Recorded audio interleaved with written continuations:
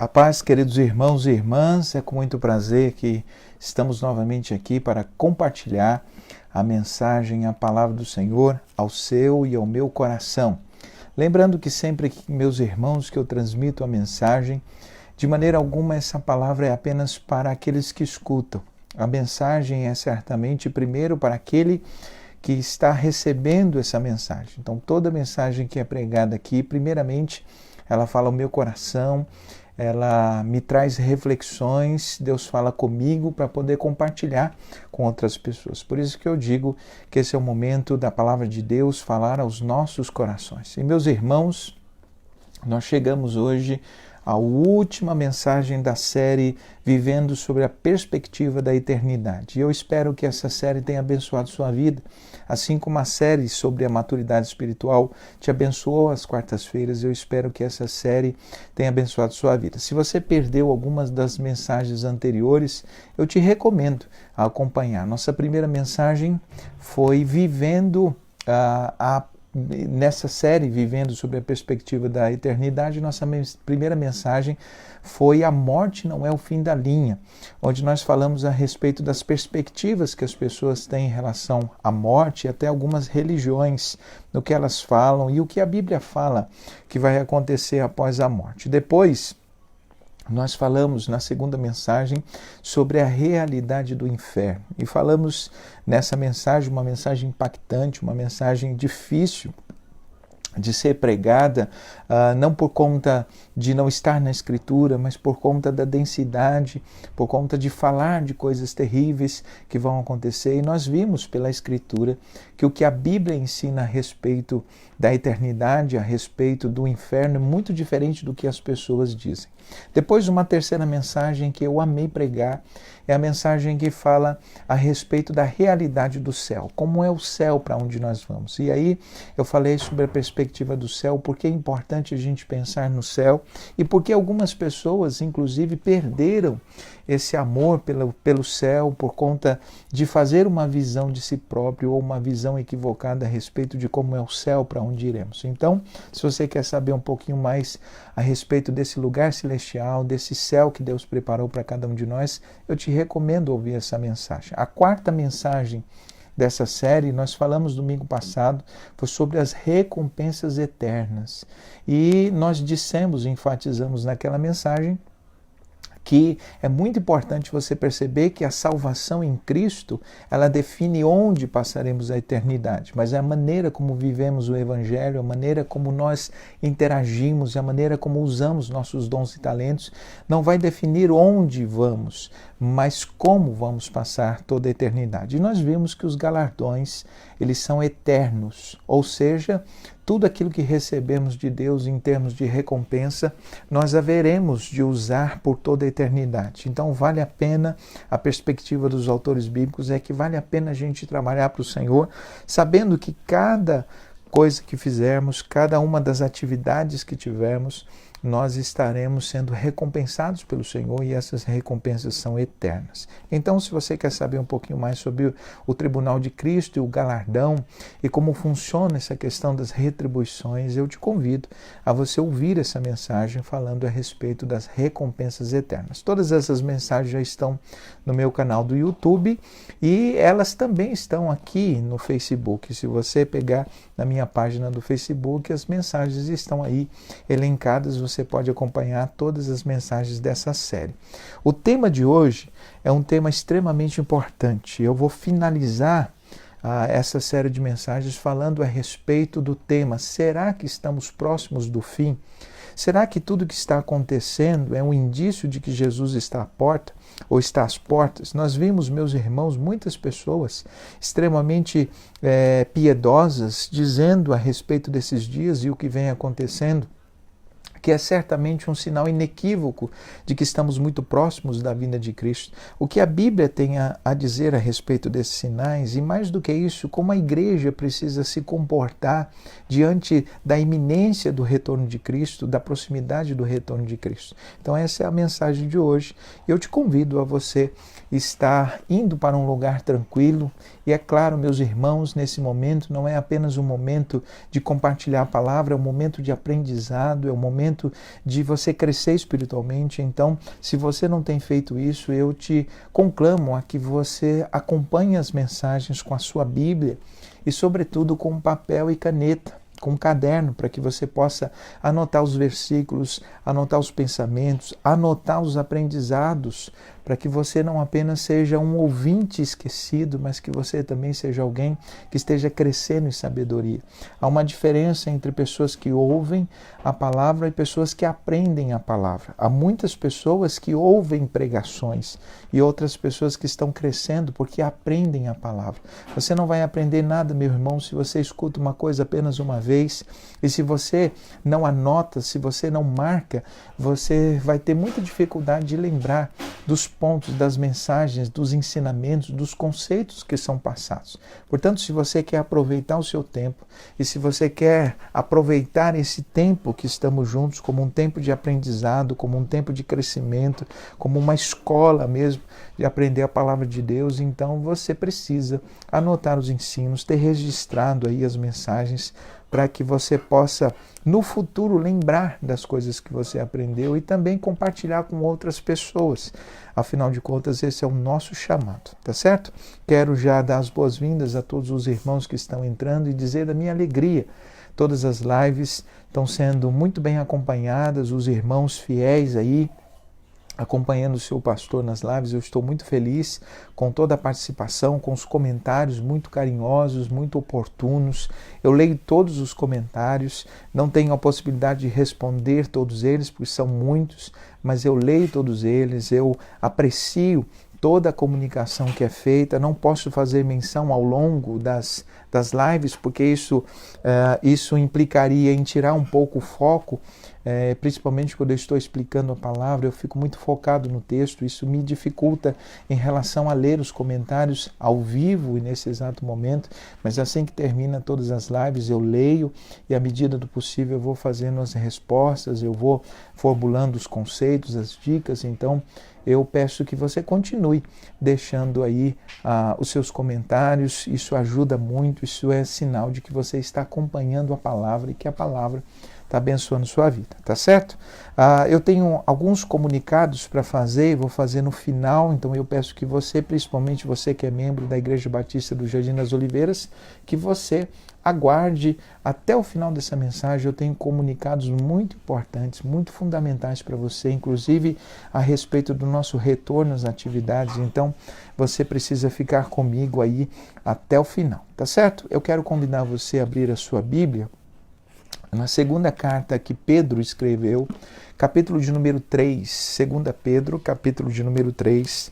Nós vamos ler os versos de número 3 até o versículo de número 14. Segunda carta de Pedro, capítulo de número 3, versos de número 3 até o versículo de número 14. O texto diz assim, eu vou ler na NVI, a Nova Versão Internacional, mas você pode acompanhar aí na sua Bíblia o texto bíblico. Diz assim, capítulo 3 de 2 Pedro, verso de número 3. Antes de tudo, saibam que nos últimos dias, veja que o texto se refere a uma instrução de Pedro à igreja a respeito dos últimos dias, os momentos em que estivermos próximos do retorno do Senhor. Olha o que a Bíblia diz. Antes de tudo, saibam que nos últimos dias surgirão escarnecedores, zombando e seguindo suas próprias paixões. Verso de número 4. Eles dirão o que houve com a promessa da vinda do Senhor, desde que os antepassados morreram, tudo continua como desde o princípio da criação.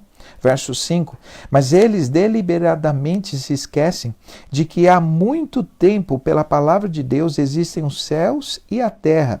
Está formada da água e pela água o mundo daquele tempo foi submerso e destruído, falando a respeito do dilúvio. Pela mesma palavra, os céus e a terra que hoje existem serão reservados para o fogo, guardados para o dia do juízo e para a destruição dos ímpios. Verso de número 8. Não se esqueçam disso, amados, para o Senhor um dia é como 1000 anos, e 1000 anos é como um dia. O Senhor não demora em cumprir a sua promessa, como julgam muitas pessoas. Ao contrário, Ele é paciente com vocês, não querendo que ninguém pereça, mas que todos cheguem ao arrependimento. Veja que o objetivo, então, de muitas vezes Deus protelar a sua vinda ao fim do mundo é para que mais pessoas conheçam o Evangelho, é para que mais pessoas se arrependam. É a misericórdia e a graça de Deus que permite que o seu retorno não seja imediato. Verso de número 10. Porém, o dia do Senhor será como o ladrão. Os céus desaparecerão como um grande estrondo, e os elementos serão desfeitos pelo calor, e a terra, e tudo que nela há será desnudada, ou será destruída, como diz outras versões. Verso de número 11. Visto que tudo isso será assim, desfeito, que tipo de pessoas é necessário que vocês sejam? Então, a pergunta que Pedro faz é, diante de todas essas coisas que vão acontecer, diante dos cenários, que tipo de pessoas os crentes, a igreja de Jesus precisa ser? Verso de número 11. Visto que será desfeito, tudo será desfeito, que tipo de pessoas é necessário que vocês sejam? Vivam de maneira santa e piedosa. Esperem o dia do Senhor e apressando a sua vinda. Naquele dia os céus serão desfeitos pelo fogo e os elementos se derreterão pelo calor. Todavia, de acordo com a sua promessa, nós esperamos novos céus e nova terra onde habita a justiça. Verso 14. Portanto, enquanto esperam essas coisas, empenhe-se, se esforce para ser encontrado diante dele, em paz, imaculados e inculpáveis. Diante de todas essas promessas, cuidem que diante dele sejais achados imaculados, irrepreensíveis e em paz. Vamos lá ao tema de hoje, e eu quero convidar você a pensar comigo. E eu quero começar pensando a respeito desse aspecto que nós estamos passando enquanto igreja e a igreja no mundo. Nós estamos passando por uma coisa que eu chamo problema de foco. O que é o problema de foco? A igreja de hoje, principalmente os crentes de hoje, me parece que isso é uma realidade global. Os crentes de hoje estão com problema de foco. O que seria esse problema de foco? Quando a gente vai analisar os crentes do Novo Testamento, e principalmente quando a gente vai observar os cenários, as palavras de Paulo, as palavras de Pedro, nós vemos uma ênfase escatológica muito grande. É como se a igreja do primeiro século, a igreja primitiva ou a igreja dos primeiros cristãos, eles estivessem extremamente vivendo o hoje deles, a realidade deles, mas com foco na eternidade, com foco no porvir, com foco nas questões escatológicas. E quando nós vivemos ou quando nós pensamos na igreja de hoje, nós vemos que há uma mudança de foco. A igreja de hoje não tem tido foco na eternidade, não tem tido foco no dia do encontro. Não se ouve falar muito sobre a volta de Cristo, não se ouve falar muito sobre temas escatológicos. E isso não é porque a Bíblia fala pouco desses assuntos. Para você ter uma ideia, a respeito de assuntos escatológicos e a respeito do retorno de Jesus, nós temos 10 vezes mais referências sobre a segunda vinda de Cristo do que sobre a sua primeira vinda. 10 vezes mais. Para você ter uma ideia, os estudiosos dizem que se nós dividirmos o Novo Testamento em termos de referências escatológicas, ou seja, em termos de versículos que falam a respeito do fim do mundo, que falam a respeito do retorno de Cristo, nós teríamos uma referência escatológica a cada 25 versículos. Então, a cada 25 versículos do Novo Testamento, nós temos uma referência escatológica. Por que essa ênfase escatológica tão grande? Jesus, na maioria das suas parábolas, na maioria dos seus ensinos, Jesus reforça o ensinamento sobre a vida por vir. Nós vemos Paulo enfatizando muito a questão da vinda de Cristo, Pedro enfatizando isso. Por que essa ênfase do Novo Testamento, a escatologia, essa ênfase a respeito da vinda de Cristo? É porque uma das estratégias claras do diabo é desfocar a igreja, é tirar da igreja o foco da vinda de Cristo, o foco do momento que estaremos diante dele. E isso não é uma estratégia nova, isso não é uma coisa que está acontecendo apenas hoje. Quando você vai analisar, por exemplo, Mateus capítulo 24 e 25, você tem um relato que a Bíblia diz que assim como foi nos dias de Noé, assim será nos nossos dias. Essa expressão, assim como foi nos dias de Noé, será nos nossos dias, diz o seguinte: que na época de Noé, enquanto Noé, você lembra da história, você lembra que Noé recebeu de Deus a instrução de que o mundo acabaria por meio de uma torrente muito grande de águas. Então ele recebeu a incumbência de fazer uma arca, e de que nessa arca, enquanto ele estava fazendo, e o período de construção da arca durou aproximadamente 100 anos. Durante 100 anos Noé pregou, durante 100 anos Noé compartilhou, mas a Bíblia diz que as pessoas do tempo de Noé, a despeito da sua palavra, a despeito da construção da arca, não fizeram caso nenhum da mensagem. Pelo contrário, a Bíblia diz que naqueles dias, no tempo que antecedeu o dilúvio, as pessoas casavam-se e davam-se em casamento, as pessoas viviam o curso da sua vida sem se preocupar com a mensagem escatológica, sem se preocupar com o que haveria de acontecer. E o próprio Jesus disse que assim será nos dias da sua vinda. As pessoas estarão tão despercebidas, tão envolvidas com o mundo aqui, tão envolvidas com a realidade deste mundo, que haveriam de se esquecer, que haveriam de perder o foco nas coisas eternas. Pensando nisso, todo o Novo Testamento é construído para que os crentes possam viver sob a perspectiva da eternidade, para que eles possam almejar a eternidade. Afinal de contas, meus irmãos, a qualquer momento Deus pode nos chamar, a qualquer momento nós podemos partir, e a qualquer momento as trombetas de Deus podem soar. E o que é que vamos preparar? O que é que vamos apresentar diante de Deus? Será que estamos preparados para a sua vinda?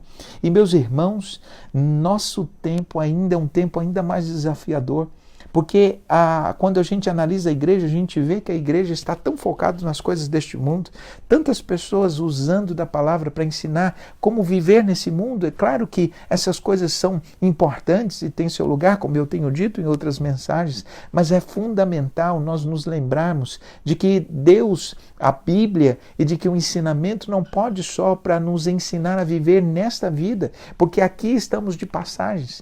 Pedro vai dizer que nós somos aqui, aliás, Paulo vai dizer que nós somos aqui forasteiros e peregrinos, nós estamos de passagem, nossa cidade está nos céus, nosso futuro está nos céus, nós construímos neste mundo para a eternidade, por isso que o nosso foco precisa ser na eternidade. C.S. Lewis, no livro Cristianismo Puro e Simples, diz algo interessante, que as pessoas que mais fizeram, os crentes que mais agiram, que mais produziram obras piedosas neste mundo, são os que estavam com o olhar na eternidade, são os que estavam contemplando as recompensas do porvir. Por isso nós precisamos pensar nessas coisas. Então, a título de introdução, o que nós temos vivido hoje? Um problema de foco da igreja. E apesar da igreja estar meio que entorpecida com as questões do fim, o cenário que se nos apresenta é um cenário totalmente escatológico. Meus irmãos, quando a gente vai analisar os sinais da vinda de Cristo, é inegável que a maior parte, que todos eles, ou a maior parte deles, estão sendo se cumpridos de uma maneira muito evidente nos nossos dias. Veja que quando nós pegamos, por exemplo, Mateus capítulo 24, e aliás, quando nós falamos sobre os sinais da vinda de Cristo, o primeiro texto que nos vem à mente é Mateus capítulo 24, a partir do verso de número 8, esse texto nos ensina pelo menos 6 coisas a respeito, 6 sinais a respeito da vinda de Cristo. O primeiro sinal, você vai ver lá a partir do verso de número 8, que a Bíblia diz que a vinda de Cristo seria precedida de guerras e de rumores de guerras.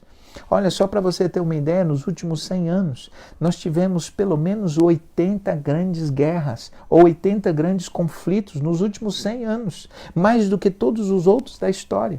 Se você pegar, por exemplo, hoje, todos os dias, nós vivemos numa instabilidade política. Há tempos atrás, alguns meses atrás, no mês de janeiro, nós vivemos sob o rumor de uma terceira guerra mundial envolvendo Estados Unidos e Irã. E essa tensão agora, Estados Unidos, China, Rússia, nós estamos emaranhados nesse clima de guerra, nesse clima de governo, nesse tempo de pandemia, por exemplo.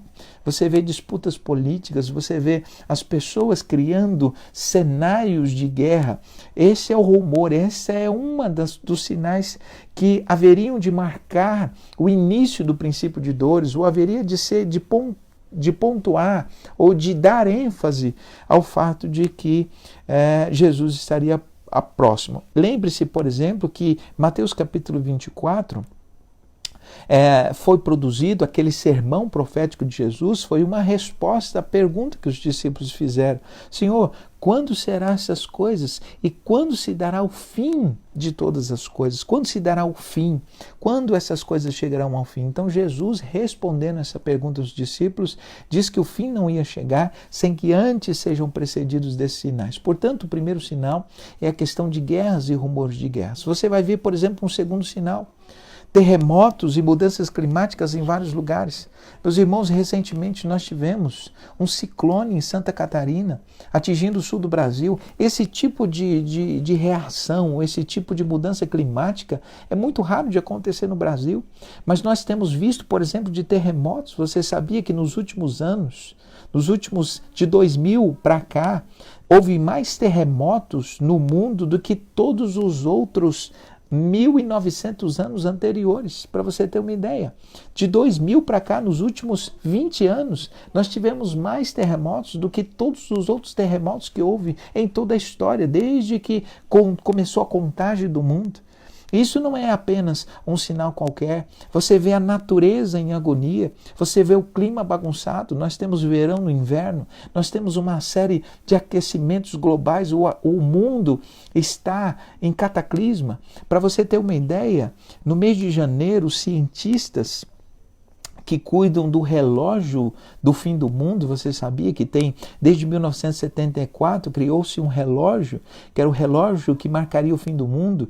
Esse relógio foi criado na época da Guerra Fria entre Estados Unidos e Rússia, para evidenciar quando o mundo estivesse próximo de um colapso, quando o mundo estivesse próximo de uma guerra ou de um problema nuclear. Mas depois ele foi criado com essa intenção, mas no passar do tempo esse relógio não só indica a proximidade do mundo acabar, ou do mundo ser destruído por uma guerra, mas ele também, levando em consideração as questões e as mudanças climáticas, ele tem sido ajustado ao longo dos anos. E para você ter uma ideia, em janeiro desse ano, os cientistas ajustaram esse relógio, faltando 20 segundos para meia-noite. A cientista norueguesa disse em sua declaração que já está se preparando para o fim do mundo, porque as mudanças, os problemas, as questões que foram envolvidos, o mundo hoje, as questões climáticas do mundo hoje estão para lá ou estão aquém, impossíveis de serem resolvidos. Para você ter uma ideia, para resolver os problemas climáticos do mundo,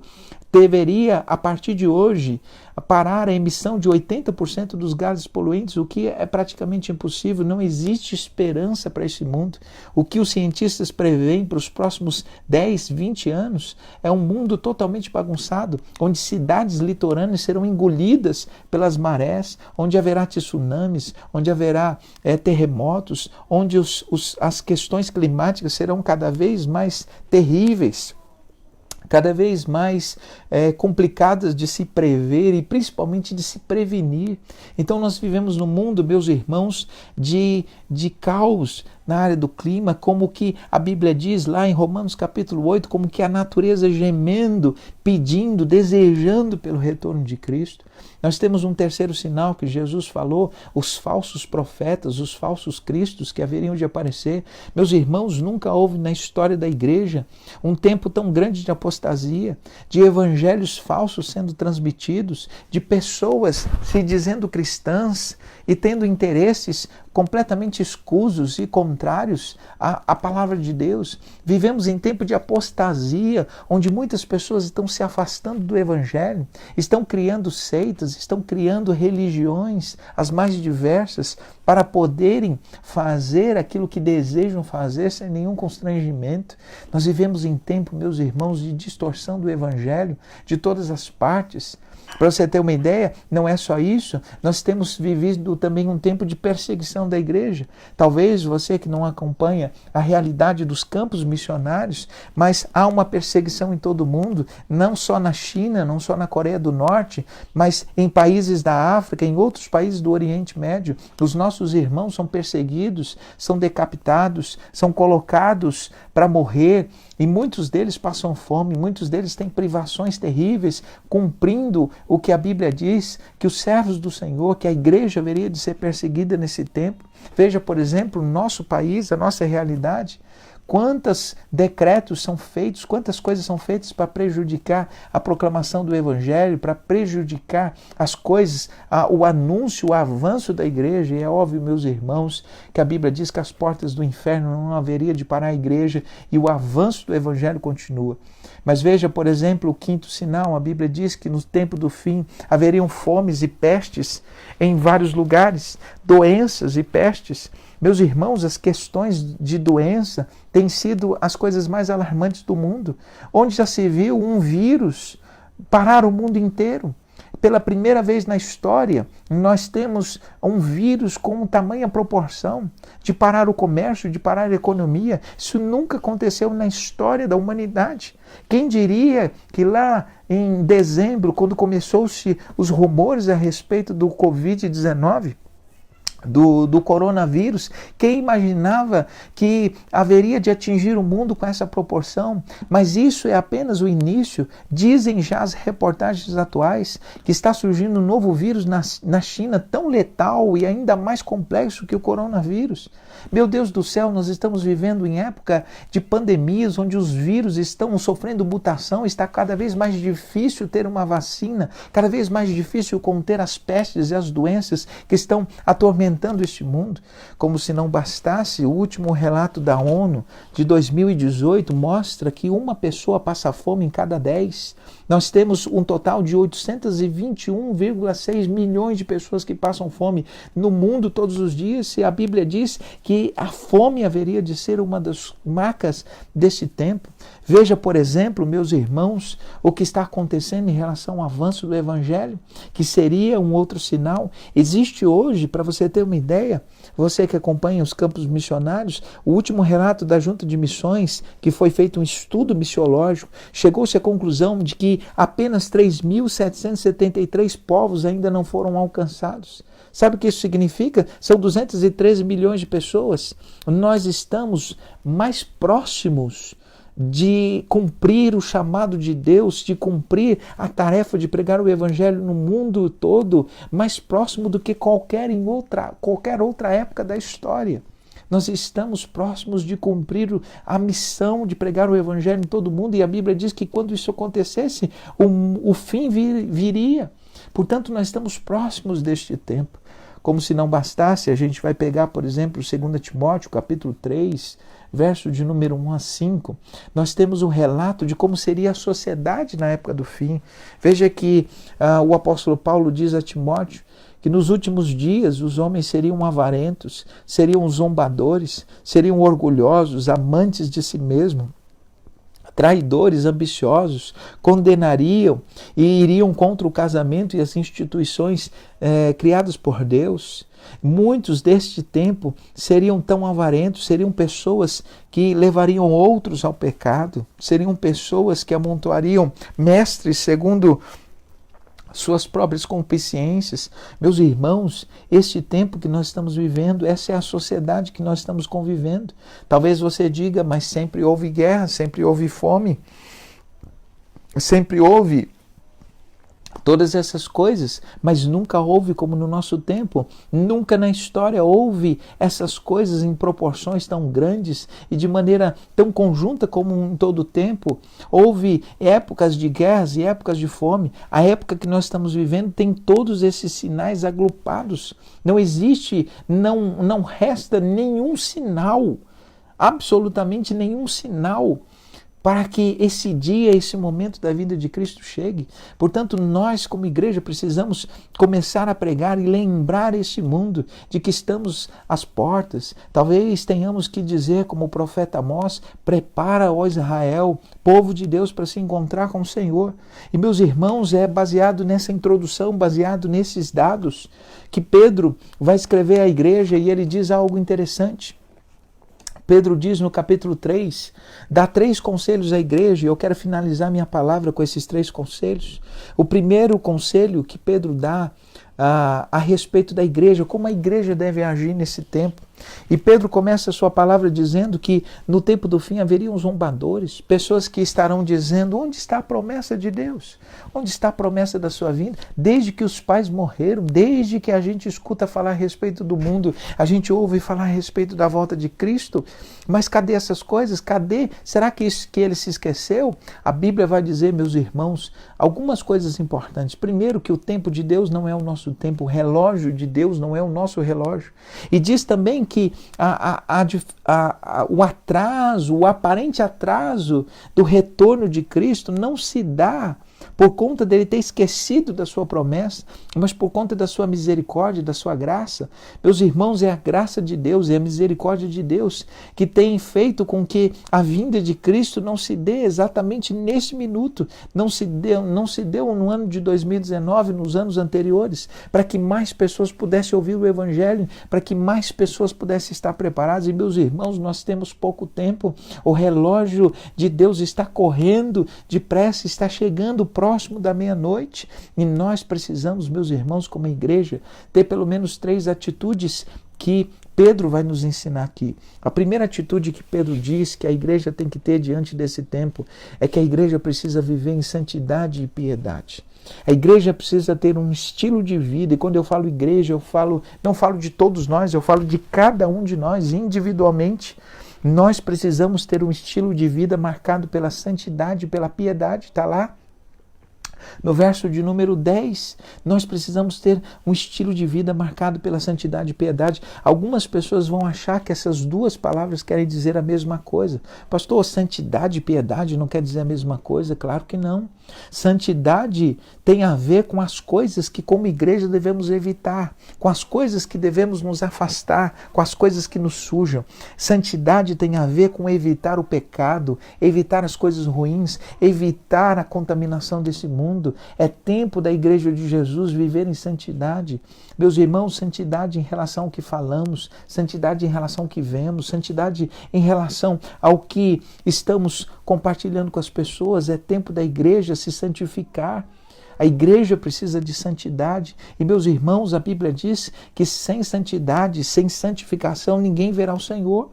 Nosso Deus é um Deus puro, nosso Deus é um Deus santo. Quem vive emaranhado no pecado, quem vive mergulhado na corrupção, nas coisas impuras deste mundo, não pode ter comunhão com Deus, não pode ter intimidade com Deus, não está preparado para a vinda do Senhor. A igreja precisa ter santidade, afinal de contas, ele não vai vir buscar uma noiva suja, cheia de mácula. A Bíblia diz que ele vai vir buscar uma noiva branca, uma noiva limpa, uma noiva pura. Portanto, quem vive estando na igreja, quem vive em pecado, quem vive mergulhado nas coisas, não está pronto, está com umas virgens loucas, que se o Senhor vier, não vai ter a possibilidade de estar subindo com ele. Então tome cuidado, porque a igreja precisa viver em santidade. Santidade não quer dizer necessariamente perfeição. Santidade significa se afastar do pecado, se afastar daquilo que desagrada a Deus, levar a sério a palavra de Deus. Meus irmãos, muitas pessoas brincando de ser crente, muitas pessoas brincando com o evangelho, muitas pessoas brincando, não tendo nenhum cuidado com as suas palavras, com o seu comportamento, com a sua imagem nas redes sociais. Tome cuidado, a igreja de Jesus precisa ser diferente desse mundo. A igreja de Jesus precisa ter santidade nas suas palavras, no seu comportamento. O que é que você anda postando? O que é que você anda conversando? O que é que você anda fazendo? Isso é algo que você precisa tomar cuidado. Deus nos chamou para a santidade. A Bíblia diz que quem despreza essas coisas não despreza o homem, despreza a Deus, que nos deu o seu Espírito Santo. Meus irmãos, é tempo da igreja se santificar. A Bíblia diz que nos últimos dias, lá no livro de Apocalipse, aqueles que estão limpos precisam se limpar mais, e aqueles que estão sujos vão se sujar mais. Sabe o que isso quer dizer? Isso quer dizer que os últimos dias, que próximo do retorno de Jesus, o mundo seria marcado pela radicalidade. Aqueles que são de Deus iam se santificar mais, mas aqueles que não são de Deus iam se sujar cada vez mais, para que essa diferença entre o povo de Deus e esse mundo fique cada vez mais clara e evidente. Portanto, Nós precisamos de santidade, mas também a Bíblia diz, meus irmãos, que nós precisamos de piedade, porque se santidade diz respeito às coisas que temos que evitar, a piedade diz respeito a coisas que temos que fazer. Enquanto igreja, não basta apenas a gente se isolar do mundo, não basta apenas a gente se afastar do pecado, nós precisamos também viver em piedade. Isso significa viver o Evangelho, isso significa estender as mãos aos perdidos, isso significa ter um estilo de vida que abençoe as pessoas da nossa volta. Não se espera da igreja apenas que a igreja se isole do pecado, que a igreja se afaste do mundo, mas que a igreja seja sal e luz desse mundo, que a igreja abençoe esse mundo com a sua vida. Isso é piedade. Portanto, a piedade diz respeito ao que você faz como crente, ao que você deve fazer enquanto cristão. Por isso, meus irmãos, a primeira conselho de Pedro é: enquanto estamos aguardando o fim do mundo, enquanto estamos aguardando esse tempo, a igreja de Jesus precisa ser santa e precisa ser piedosa. Ou seja, a igreja de Jesus precisa evitar o mal e praticar o que é bom, precisa evitar as coisas que desagradam a Deus e viver em função daquelas que Ele nos chamou para fazer. O segundo conselho que Pedro diz aqui é que a igreja de Jesus precisa ter paz e ser encontrada em paz. Olha que interessante, enquanto estamos aguardando a vinda de Cristo, enquanto estamos próximos desse sinal escatológico, a igreja de Jesus precisa ter paz. E a paz, meus irmãos, que a igreja precisa ter, ela advém de duas coisas. Ela advém da segurança e da fé nas promessas que Deus nos deu.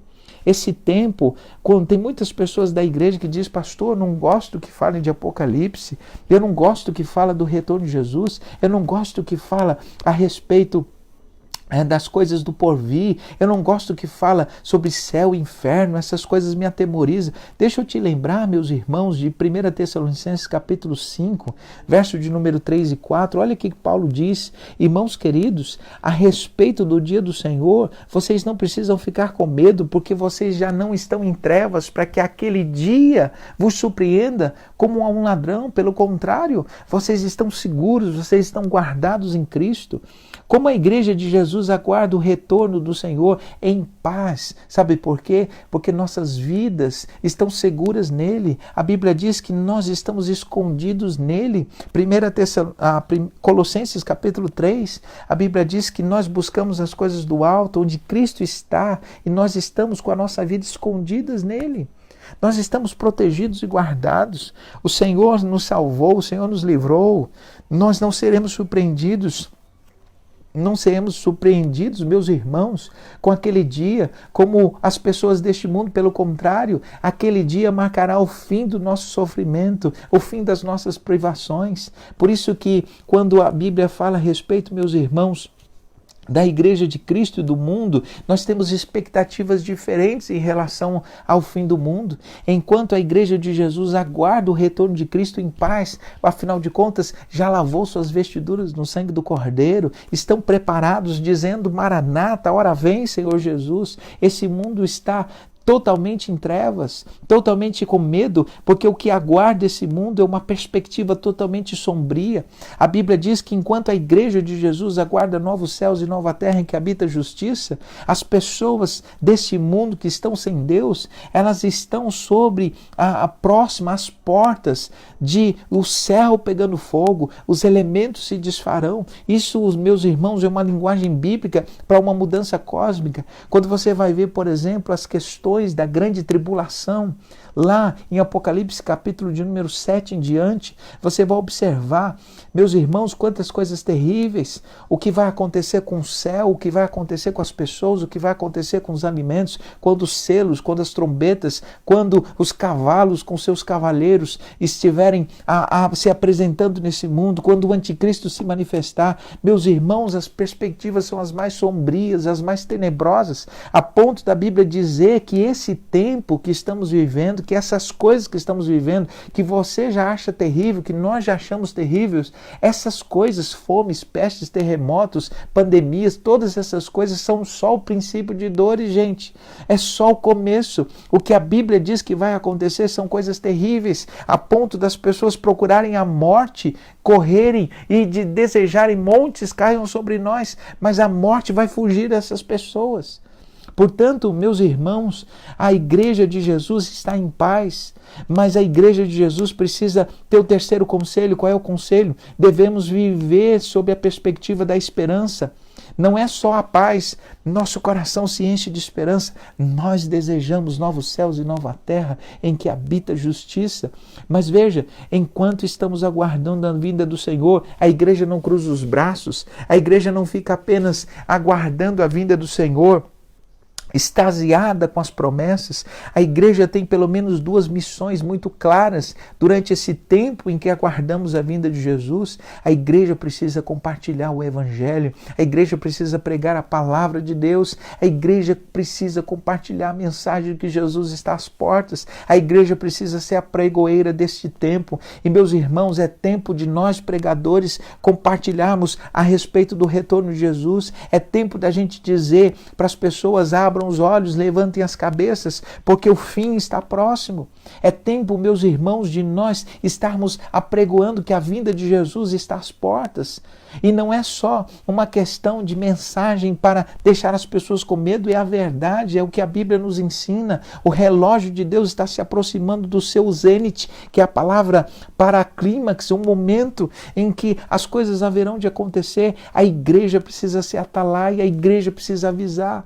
Veja que em Ezequiel a Bíblia diz, meus irmãos, que se porventura Deus anunciasse juízo sobre a terra e nós, seus servos, não avisarmos, nós seremos responsáveis. Nós precisamos compartilhar o evangelho, dizer para as pessoas: abram os olhos enquanto há tempo, busque o Senhor enquanto se pode achar, invoque-o enquanto está perto. A Bíblia diz lá em Isaías 55, o verso 7 diz: deixe o ímpio o seu caminho, se converta ao Senhor, que se compadecerá dele. É tempo de pregarmos que o Senhor está às portas, é tempo de pregarmos que Ele não aceita uma igreja corrompida, Ele não aceita um povo que tem espírito dobre. É tempo do povo de Deus ser marcado pela santidade, pela piedade. É tempo do povo de Deus concentrar-se em viver uma vida bonita, a fim de que fique claro que nós somos o povo de Deus e que nós respeitamos a palavra no mundo que virou as costas para Deus. Mas não é só isso. Não é só para a igreja ser a pregoeira da palavra. A igreja precisa ser uma expressão antecipatória dessa esperança escatológica. Meu Deus, o que é isso, pastor? Uma expressão escatológica da esperança escatológica, ou da esperança do porvir. Deixa eu te explicar isso e eu encerro a minha palavra aqui. Quando Jesus está falando sobre o seu sermão profético em Mateus 25, ele diz a respeito de três coisas que eu quero chamar a sua atenção. Primeira coisa, ele conta uma parábola, a parábola das virgens. E você sabe que essa parábola ele diz que haviam 10 virgens aguardando o retorno do noivo, mas 5 delas estavam preparadas e 5 delas estavam despreparadas. O noivo veio, levou as 5 e as que estavam despreparadas bateram na porta, mas já era tarde demais. Isso, o Senhor fala essa parábola para lembrar que nós precisamos estar preparados para a vinda de Jesus. Ele conta também uma segunda parábola. Ele fala a respeito dos talentos, que um homem saiu para uma terra distante, mas a um deu 5 talentos, a outro deu 2 talentos e a outro deu 1 talento. E depois, no retorno, ele pede conta daquilo que ele deu. Ao que teve 5, gerou 10. Ao que teve 2, gerou 4. Receberam a mesmíssima palavra. Sabe por quê? Porque não é a quantidade do que você faz que será levado em conta no dia do juízo. É a fidelidade. Deus não vai te cobrar a colheita de 5 se Ele te deu 2. Cada um de nós temos um ministério, cada um de nós recebeu de Deus um talento.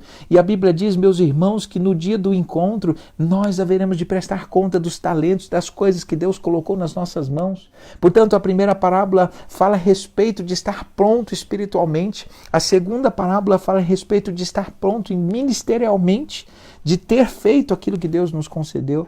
Mas uma terceira ênfase em Mateus 25 é que me chama a atenção. A Bíblia fala, meus irmãos, que nós devemos dar comida a quem tem fome. Nós devemos dar agasalho a quem tem frio. Nós devemos visitar os presos. Nós devemos fazer essas coisas. E a Bíblia diz que quando nós não fizermos as pessoas, nós não estaremos fazendo a Ele. Porque Ele disse para os seus discípulos: eu estive fome e vocês não me deram de comer. Eu estive frio Eu tive frio e vocês não me deram de vestir. Eu estava nu, vocês não me vestiram. Eu estava preso e não fostes ver-me. E diz o texto que os discípulos perguntaram: Senhor, mestre, quando é que o Senhor estava com frio e a gente não te cobriu? Quando é que o Senhor estava com fome e a gente não te alimentou? Quando o Senhor esteve preso e a gente não foi vê-lo? E ele disse: quando vocês não fizerem uns desses pequeninos que creem em mim, vocês não estarão fazendo a mim.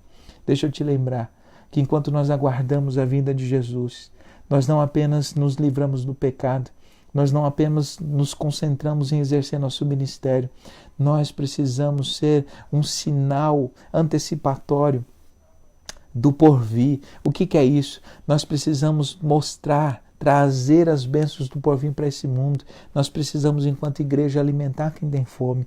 Enquanto igreja, acolher os que sentem frio. Enquanto igreja, nós precisamos acolher as pessoas que sofrem. Enquanto nós aguardamos a vinda de Cristo, nós não aguardamos de forma passiva, nós aguardamos como que antecipando as bênçãos do porvir. Cada vez que a gente alimenta quem tem fome, cada vez que a gente dá um agasalho nesse tempo de frio para quem tem frio, cada vez que a gente dá uma cesta básica para uma família que precisa, cada vez que a gente dá um conselho e acolhe uma família que precisa de um conselho, de um acolhimento, cada vez que a gente está fazendo isso, nós estamos antecipando as bênçãos do porvir, nós estamos mostrando para esse mundo que nós somos de um outro tempo, que nós somos de uma outra realidade e que essa é a realidade do porvir, em que não haverá fome, em que não haverá mais morte, em que não haverá sofrimento. Nós antecipamos isso, como o escritor russo Nikolai Bordyaev disse: quando nós fazemos esse tipo de coisa, nós produzimos um ato escatológico, antecipatório das bênçãos do porvir. Nós mostramos para esse mundo que, mergulhado na indiferença, nós mostramos a esse mundo que nós somos e fazemos parte do povo da misericórdia, do povo do amor, do povo da generosidade. Meus irmãos, enquanto nós aguardamos a vinda de Jesus, não basta apenas a gente cruzar os braços e ver a coisa pegando fogo. Nós precisamos, como igreja, abençoar as pessoas. Por isso eu quero te conclamar, aqui você, onde quer que você estiver, que você abençoe as pessoas que estão à sua volta. Nesse tempo de desemprego, nesse tempo de pandemia, nesse tempo de tristeza, quantas pessoas perderam o emprego, quantas pessoas não têm renda, não têm o que comer, quantas pessoas não têm dinheiro e nem local para poder comprar roupas nesse frio. E você tem tantas blusas no seu guarda-roupa, você tem tanta comida, você tem tanto recurso. Quando você for no mercado, lembre-se de comprar, quem sabe, 1 quilo a mais para abençoar alguém, para deixar na sua despensa, para poder abençoar alguém. Nós estamos, meus irmãos, em plena campanha de missões mundiais e nós estamos, meus irmãos, arrecadando recursos para que a pregação do Evangelho continue, para que as frentes missionárias continuem sendo sustentadas neste tempo de pandemia. Então, dê a sua contribuição. Se você é membro da Igreja Batista do Jardim das Oliveiras, ainda dá tempo de você dar a sua contribuição. Se você é membro de uma outra igreja, dê a contribuição. Abençoe a obra de missões. Se a sua igreja tem campanha das cestas básicas, se envolva, doe uma cesta básica. Faça isso. A Bíblia diz, meus irmãos, que nenhum ato de bondade, nada do que fazemos em favor dos outros será em vão. Há muitas pessoas que dizem: eu estou trabalhando para Deus. Deixa eu te dizer, como disse Charles Spurgeon, no seu célebre sermão A Graça de Dar, Charles Spurgeon diz algo interessante. Ele diz que no céu não há pés descalços, no céu para onde vamos não há barriguinhas com fome, no céu para onde vamos não há pessoas tremendo de frio. É aqui que nós precisamos alimentar aquele que tem fome, é aqui que nós precisamos agasalhar aquelas pessoas que estão passando frio. Meus irmãos, leve isso em consideração. Deus espera que a sua igreja, nesse tempo de frieza e de indiferença, seja marcada pela bondade, seja marcada pelo cuidado, pelo amor, pela generosidade. Que o Senhor possa nos encontrar dessa maneira e que quando o Senhor vier, Ele não venha dizer para a gente que Ele esteve com frio e nós não o acolhemos. Pelo contrário, que a igreja de Jesus seja marcada não só pela santidade, mas que a igreja de Jesus também seja marcada pela piedade. Que a igreja de Jesus seja marcada por ser agente do reino. E cada vez que a gente dá comida a quem tem fome, cada vez que a gente dá um agasalho às pessoas que estão passando frio, nós estamos dizendo que o Senhor está voltando. Nós estamos dizendo que nós pertencemos a um outro mundo. Nós pertencemos a um mundo onde há justiça, onde há amor, onde há paz, onde há tudo para todos. Quando nós somos igreja dessa maneira, nós podemos pregar esse mundo. Por isso é tempo da Igreja de Jesus se solidarizar com aqueles que sofrem. Não adianta, meus irmãos, a gente pregar o Evangelho apenas com as nossas palavras. Nós precisamos pregar com a nossa vida. É tempo da gente demonstrar amor. E eu quero, meus irmãos, focando nessa questão de demonstrar amor, eu quero lembrar de uma coisa que a Igreja de Jesus, a Igreja Batista do Jardim das Oliveiras fez ontem, liderada, encabeçada pelos irmãos, as irmãos o Deilson e a irmã Ineide, e junto com uma equipe, meus irmãos, que contou com o Antônio, que contou com a sua esposa, que contou, meus irmãos, com o Fabinho, a sua esposa, a irmã Ceiça e outros irmãos, que saíram para poder visitar os mais velhos da igreja, para trazer um pouco de alegria. Visitaram a irmã Raquel, visitaram o irmão Sebastião, visitaram outros irmãos, trazendo um pouquinho de alegria, cantando com cartazes dizendo: nós te amamos, sentimos saudade. Deixa eu dizer do meu orgulho, da minha alegria de ver esse tipo de atitude. E eu me lembro, meus irmãos, que nesse tempo difícil que estamos vivendo, são essas atitudes que Deus espera da sua igreja. Não adianta a gente ficar nos nossos lares, fechados nas nossas portas, sem demonstrar o amor de Jesus. É tempo da Igreja de Jesus, num mundo de indiferença, num mundo de isolamento. É tempo da gente manifestar o amor do Senhor, não só nas nossas palavras, mas também nas nossas atitudes. Eu te convido a orar comigo nesse instante.